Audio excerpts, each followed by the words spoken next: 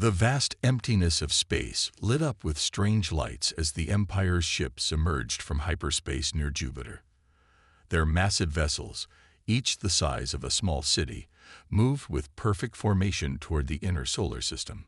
On Earth, every telescope and radar station lit up with warnings. Admiral James Stone stood on the bridge of the EDF Guardian, Earth's largest defensive spacecraft. His weathered face showed no fear, only determination as he watched the incoming ships on the main display. At 60 years old, he had spent his entire life preparing Earth's defenses, but he never thought first contact would happen like this. "They're broadcasting on all frequencies, sir," reported Lieutenant Rogers, his communications officer. "The message is being translated now." The main screen flickered to life, showing a tall, imposing figure. The alien stood nearly 8 feet tall, covered in what looked like metallic scales that shimmered under their ship's lights. Its eyes glowed with an unnatural red light. "Primitive species of Earth," the alien spoke in perfectly translated English. "I am High Commander Red Scale of the Galactic Empire. Your solar system now falls within our borders. Submit to Imperial rule or face extinction. You have 1 Earth hour to respond." Admiral Stone took a deep breath. "Open a channel," he ordered. When Rogers nodded, Stone spoke clearly and calmly. "High Commander, I am Admiral James Stone of the Earth Defense Fleet. We welcome peaceful contact with your civilization, but we must decline your demand for submission. Earth is a sovereign world, and we are willing to discuss peaceful relations as equals." The alien commander's laugh echoed through the bridge. "Equals? Your ships are primitive. Your weapons are basic. What makes you think you deserve to be treated as equals?" "Commander," Stone's voice carried a note of warning, "I strongly advise you to reconsider your approach.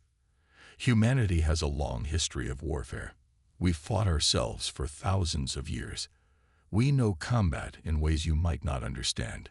If you force this conflict, you will regret it." High Commander Red Scale's expression shifted to something like amusement. "You dare threaten the Empire? Perhaps a demonstration is needed." Without warning, a beam of energy shot from one of the smaller Imperial ships. It struck the Wilson Research Station, a civilian facility near Mars, destroying it instantly. 200 researchers died in that moment. The bridge of the Guardian fell silent. Stone's hands gripped the command rail until his knuckles turned white.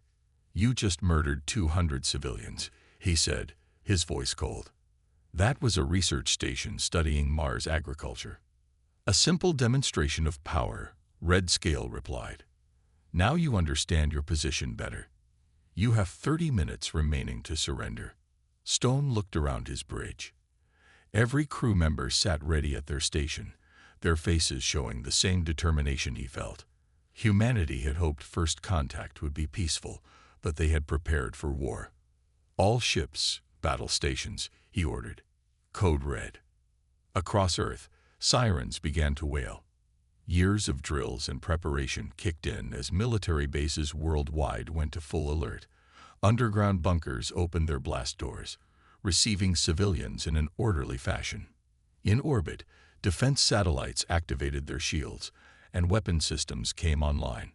"High Commander," Stone's voice was steady, "I want you to understand something. We tried to be peaceful. We offered friendship. You chose war." He paused, making sure the alien commander was listening. "Everything that happens next is your responsibility. Remember, we warned you." Red Scale's laughter filled the channel again. "Your primitive bravery is amusing, but futile. Imperial fleets have conquered 1,000 worlds. Your defiance will be noted in our history books as another example of primitive species learning their place. All ships, prepare tow." The transmission cut off as Stone gave the order. "Launch nuclear mines. Pattern Delta." Hundreds of small, dark objects shot out from Earth's defense grid, spreading through space in seemingly random patterns. The Empire's sensors barely registered them as threats. "Sir," Rogers reported, "all Earth military forces report ready. Civilian evacuation is at 40% and proceeding according to plan." Stone nodded, The Empire thought they were facing a primitive species. They didn't understand that humanity's greatest strength came from thousands of years of fighting themselves. Every weapon, every tactic, every strategy they'd developed was about to be turned against an enemy that had never faced anything like humans before. "Send one last message to all Earth forces," Stone ordered. "The Empire chose war. We will give them war. For Earth."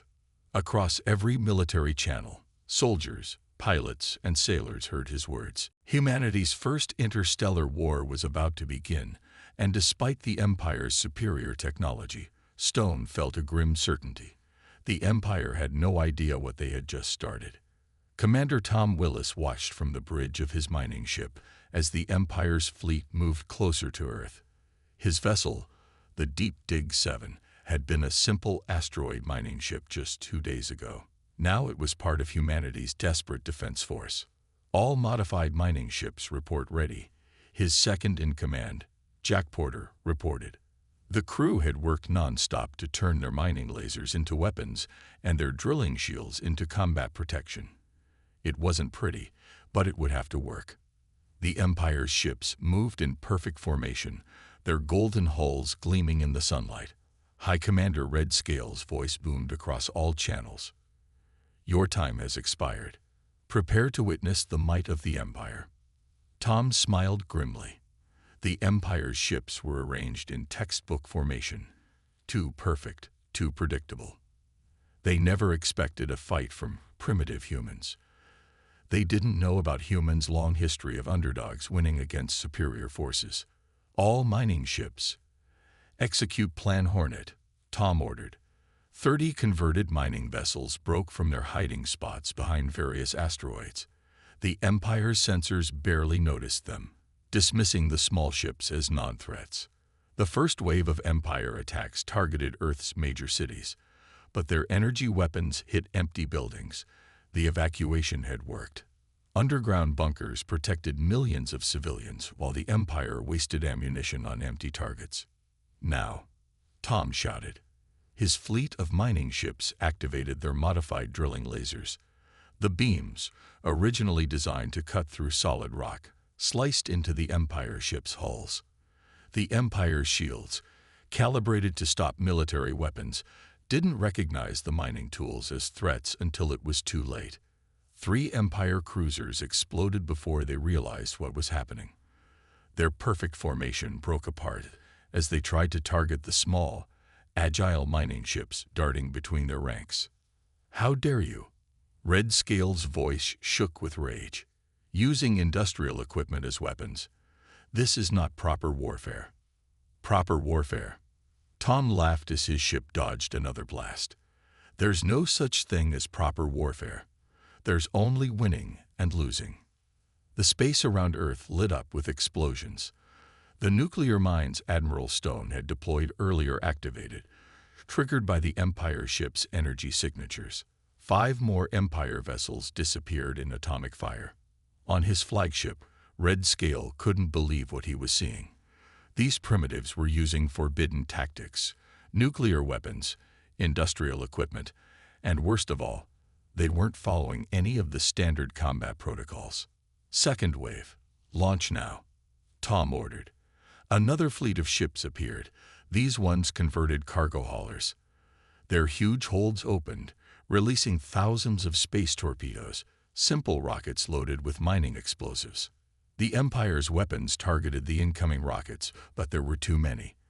Their ship's computer systems, programmed for traditional space combat, couldn't handle the chaotic attack patterns humans had learned from centuries of aerial warfare. "This is impossible," Red Scale shouted as his ship rocked with explosions. "You're fighting without honor, without proper formation. We're fighting to survive." Tom responded, his mining ship cutting through another Empire vessel's engine section. "You should have taken our warning seriously." The battle raged for hours. The Empire lost ship after ship to what they considered primitive weapons. Their advanced shields couldn't stop mining lasers. Their perfect formations fell apart against swarm tactics. Their computers crashed trying to predict human attack patterns that seemed random but came from centuries of real combat experience. Finally, Red Scale gave the order to retreat.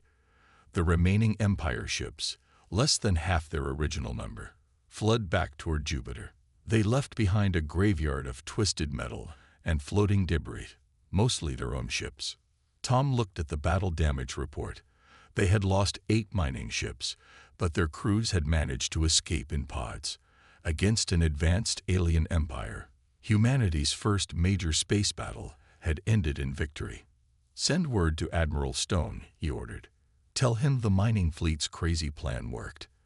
And tell him," Tom smiled, remembering Red Scale's shock, "tell him the Empire just learned their first lesson about underestimating humans." As the adrenaline of battle faded, Tom and his crew knew this was just the beginning. The Empire would be back, probably with a bigger fleet. But now they knew something important. Humans could hurt them. And next time, humanity would be even better prepared. Dr. Anna Wright hadn't slept in 3 days. She stood in her underground laboratory, surrounded by pieces of a damaged Empire ship that the mining fleet had captured. Dark circles showed under her eyes, but excitement kept her going. "Look at this," she said to Admiral Stone, who had come to check on her progress. She pointed to a holographic display showing the Empire's shield technology. "Their shields only work against energy weapons they know. They never thought someone would attack them with mining lasers or simple projectiles." Stone nodded, watching as she brought up more data.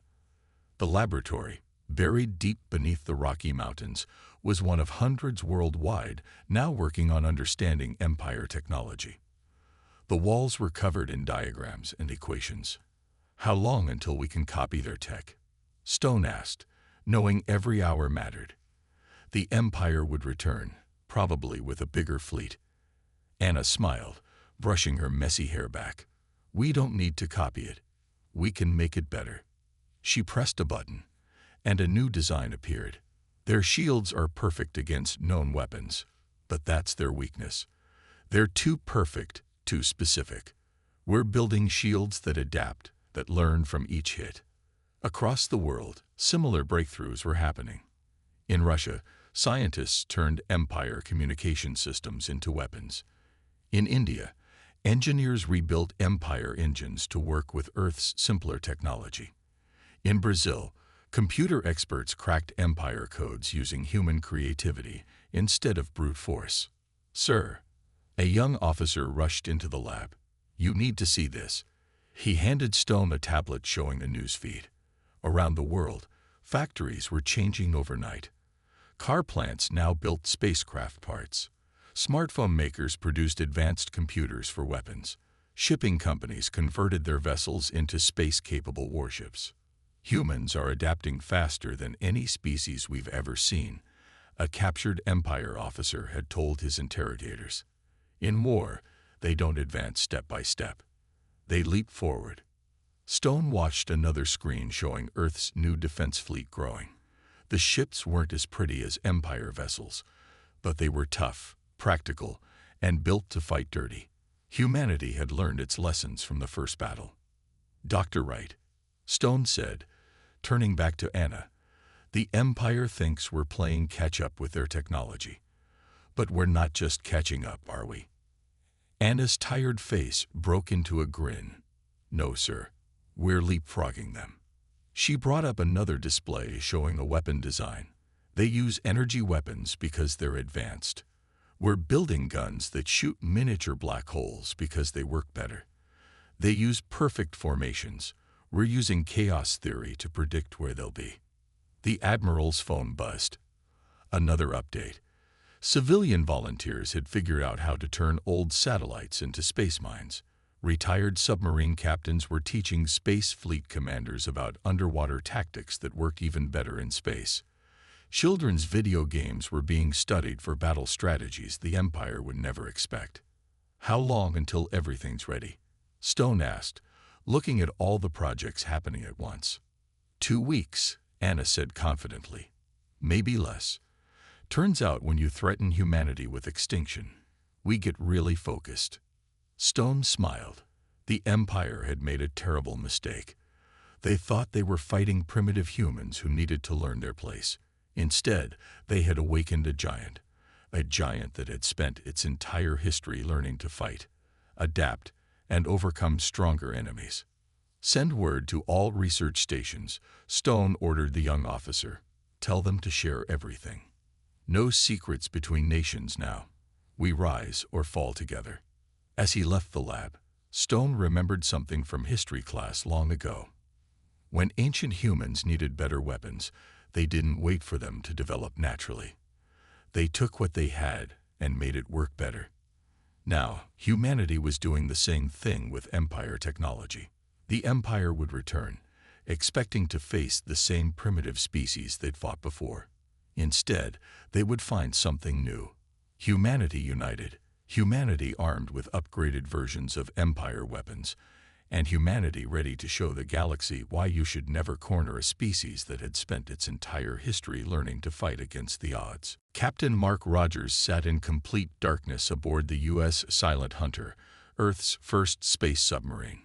His crew worked quietly at their stations, using only red lights to see.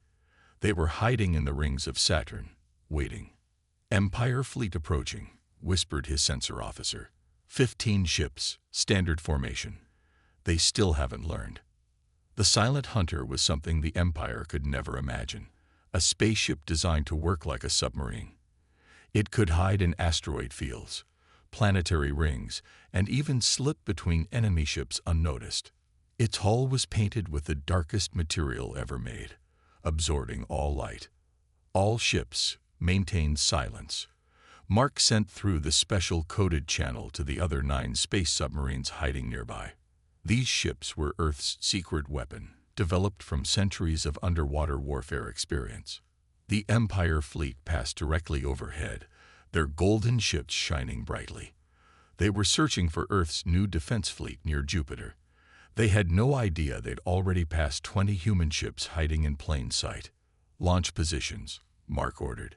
His crew moved like ghosts, each person knowing exactly what to do. The Empire hadn't just made humans stronger. They'd made them better at being quiet. The space submarines slipped out of Saturn's rings like shadows coming alive. They moved in perfect formation, but not the kind the Empire would expect. This formation came from wolf packs that hunted in Earth's oceans during old wars. "Launch the new torpedoes," Mark commanded. Special weapons, designed by Dr. Wright's team, shot out from each submarine. These weren't normal explosives. They were gravity bombs that created small, controlled black holes lasting just seconds, long enough to tear Empire ships apart. The Empire fleet never saw it coming. 5 of their ships vanished into tiny black holes before they even knew they were under attack. Their perfect formation broke apart as they tried to find an enemy they couldn't see. "Where are they?" The Empire commander's panicked voice came through the radio. "Our sensors show nothing." "This is impossible." Mark smiled in the darkness. "Fire second wave," he ordered. This time, the submarines launched special missiles that released thousands of tiny mirrors. The Empire's energy weapons hit the mirrors and bounced back, destroying 3 more of their own ships. "This isn't proper space combat," the Empire commander shouted. "Show yourselves and fight with honor." "We tried honor," Mark replied, breaking radio silence. "You chose war instead. Now you get to see how humans really fight." The battle turned into chaos. Exactly as planned. Humans had learned long ago that perfect order was easy to beat. Chaos was impossible to predict. More human ships appeared, these ones looking like broken asteroids. They were disguised mining ships, now carrying weapons that the Empire's sensors couldn't detect. They attacked from all sides while the submarine struck from below. "Status report," Mark called out. "Empire fleet is down to 4 ships," his tactical officer reported. "They're trying to retreat, but they're running into our gravity mines." The Empire had expected humans to fight like every other species, with proper formations, standard weapons, and predictable tactics. Instead, they found themselves fighting shadows that struck from nowhere, weapons that didn't make sense, and strategies that came from Earth's oceans instead of space. Last Empire ship is jumping away, the sensor officer reported. They're running. Mark nodded in the darkness. Today's battle had proved something important. Humans didn't need to match the Empire's technology.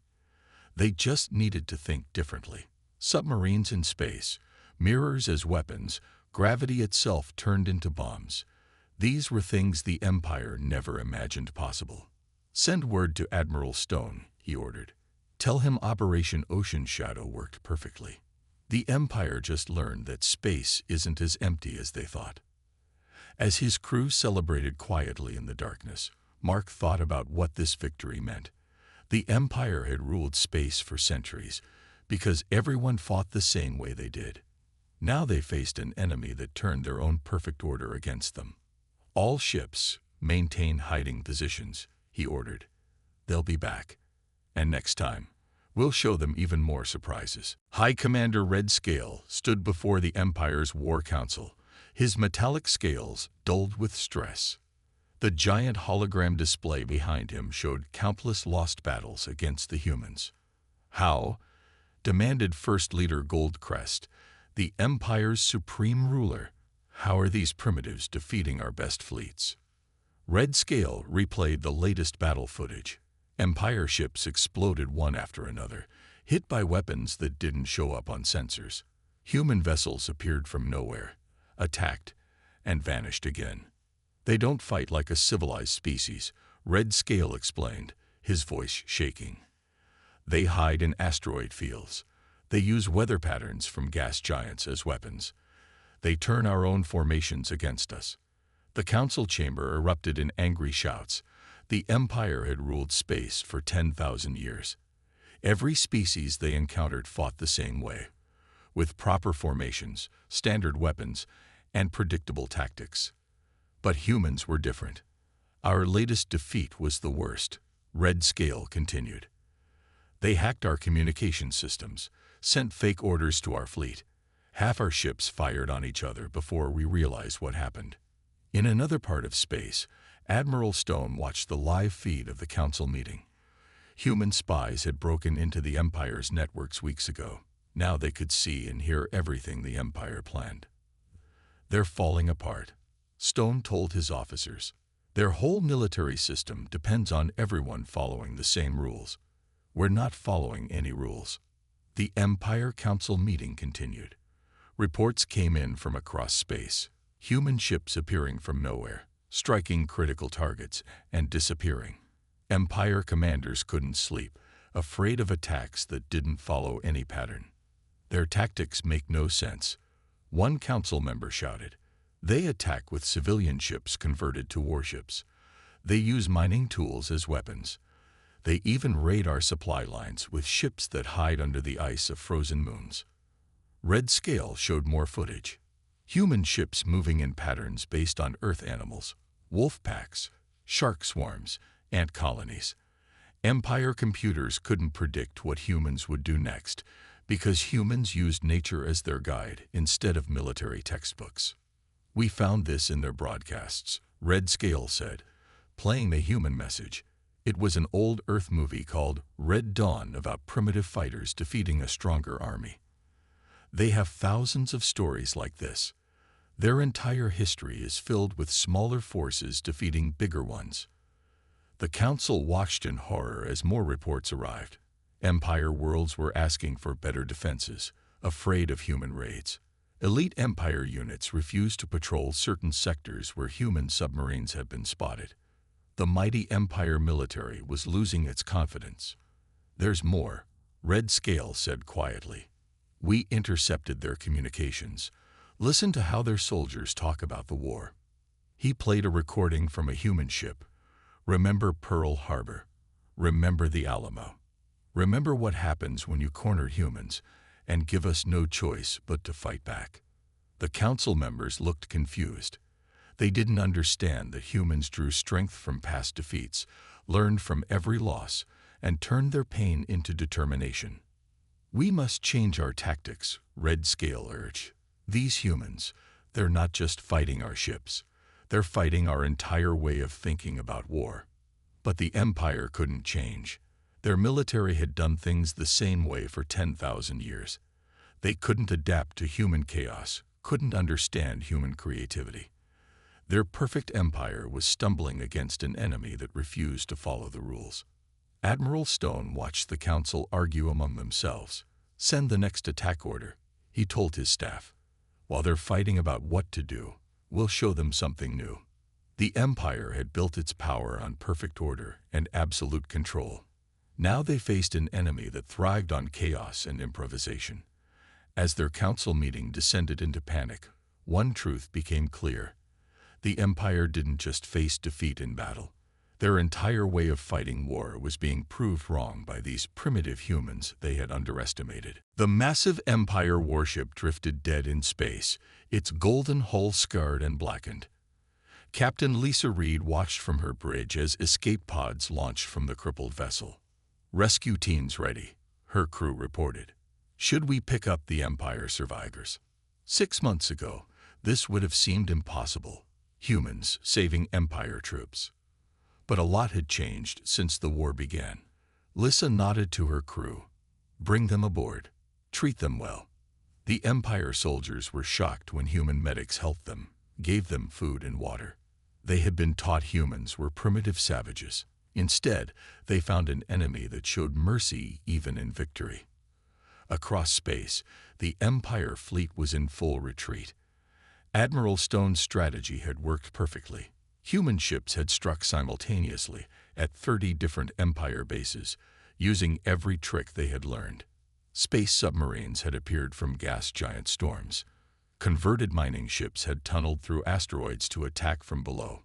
Civilian ships turned warships had appeared from nowhere. "Empire command ship is broadcasting," Lisa's communication officer announced. They're asking for a temporary ceasefire to evacuate civilians from their border worlds. Lisa smiled. This was why humans were winning, not just because they fought better, but because they understood things the Empire didn't. Like how showing mercy to civilians made your enemy soldiers think twice about fighting you. "Admiral Stone is responding," the officer continued. "He's offering human ships to help with the evacuation." The Empire commanders couldn't understand it. Humans had the advantage now. They could press forward, conquer Empire worlds, take revenge. Instead, they were offering help. "Enemy ship approaching," Tactical reported. Lisa watched as an Empire cruiser limped toward them, its engines damaged. "They're asking for engineering assistance. Send a repair team," Lisa ordered. "And have our doctors ready." Her crew moved quickly, preparing to help the same people who had tried to destroy Earth months ago. The Empire ship's commander, a young officer, came aboard to meet Lisa. "I don't understand," he said, looking around at the human ship. "Your technology. It's a mix of Empire systems and your own designs. You've improved our technology. How is this possible?" Lisa led him to the engine room where human engineers were already helping repair his ship. "We adapt," she explained. "We take good ideas and make them better. We learn from everyone, even our enemies."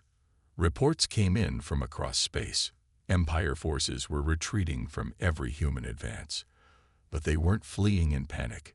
Humans had given them time to withdraw in good order, to save their people and equipment. "The Empire's War Council is meeting again," Lisa's intelligence officer reported.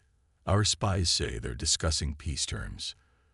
The young Empire commander watched human and Empire engineers working together to fix his ship. "We thought you were primitives," he said quietly. "But you've mastered space warfare in months, improved our technology, and now show mercy when you could destroy us." Lisa nodded.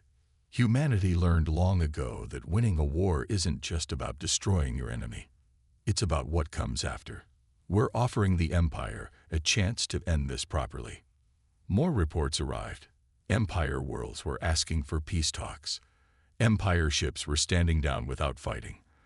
The mighty Empire military, undefeated for 10,000 years, had finally met its match in a species they had dismissed as primitive. Your ship is almost repaired, Lisa told the Empire commander. When you return, tell your leaders this. Humans don't want to destroy the Empire. We just want to be left in peace. But if your leaders choose to continue this war, she paused, making sure he understood. Remember everything you've seen today. Remember how quickly we learned, how we turned your own technology against you, and how we showed mercy when we had the upper hand. The Empire commander looked at his repaired ship, then back at Lisa. In his eyes, she saw understanding dawn. The Empire hadn't just lost a war. They had discovered something new. A species that fought with both strength and compassion, that learned from every battle, and that offered peace even in victory. Admiral Stone stood in the great hall of the Empire's capital world, looking out at the mixed crowd of humans and Empire citizens. 1 year had passed since the war ended, and today they would sign the final peace treaty. High Commander Red Scale approached him, looking very different from their first meeting. His once bright scales were now battle-worn, but his eyes showed wisdom instead of arrogance. Who would have thought, Red Scale said, that our first meeting would lead to this? We came to conquer primitives and found equals instead. Stone smiled, remembering their first conversation. We tried to warn you, he said, but sometimes lessons have to be learned the hard way. The peace conference was unlike anything the Empire had ever done. Instead of demanding Earth's surrender, they were signing a treaty of equals. Humans had earned the Empire's respect, not just through victory, but through mercy. Your space submarines are remarkable, Red Scale admitted, watching human and Empire engineers sharing ideas nearby. We've already started building our own, though we're having trouble making them as quiet as yours. Old habits, Stone replied. Humans spent centuries hunting each other under the seas. We learned to be quiet or die. He looked at the engineers. But we're happy to teach you now that we're allies. Dr. Anna Wright joined them, carrying new designs that combined human creativity with Empire technology. Look at this, she said excitedly, showing them plans for a new shield system. Empire precision combined with human adaptability. It's better than either of our original designs. The Great Hall filled with more people. Empire citizens spoke with human diplomats. Human children played with young Empire offspring, neither caring about their differences. Peace had brought something neither side expected: friendship. The council is ready, and Aid announced. Stone and Red Scale walked together to the signing ceremony. The treaty would change everything, not just for Earth and the Empire, but for the whole galaxy. This treaty, First Leader Goldcrest announced to the gathered crowd, marks a new era. The Empire recognizes Earth as an equal partner. Together, we will explore space not as conquerors, but as allies. Stone signed his name first, then Red Scale. The treaty included everything: trade agreements, cultural exchange, shared defense, and most importantly, new rules for first contact with other species. No more demanding surrender, Red Scale said quietly as they finished signing. We've learned that lesson well. New species must be approached with respect, not arrogance. After the ceremony, Stone walked with Red Scale through the capital city. Empire ships flew overhead alongside human vessels. The two designs were already starting to merge, taking the best from both civilizations. You know what really changed our minds? Red Scale asked. Not just your military victory, it was how you won. You could have destroyed us, but you chose to help evacuate our civilians. You showed mercy when you had every right to take revenge. Stone nodded.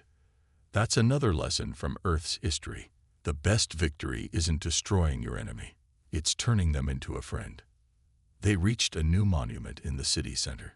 It showed an Empire ship and a human vessel, not fighting but flying together. The inscription read in both languages. From war came understanding. From enemies came allies. The galaxy won't know what hit it, Red Scale said, laughing. Human creativity combined with Empire technology. We'll explore further than anyone has ever gone. Stone looked up at the stars visible through the city's dome. Just remember the most important lesson from this war, he said. Never judge a species by their technology level. Judge them by their spirit. As celebrations continued around them, Stone thought about how far both civilizations had come. The Empire had learned to adapt, to think creatively, to show humility. Humans had learned to temper their fighting spirit with wisdom, to use their skills for peace instead of war. Ready to explore the galaxy together? Red Scale asked. Stone smiled. As equals, he replied. That's the only way it works. And above them, human and Empire ships patrolled together, protecting not just their own worlds, but all species who needed help. The war that began with arrogance had ended with understanding, turning the galaxy's greatest military power and Earth's determined humans into something new. Partners in peace.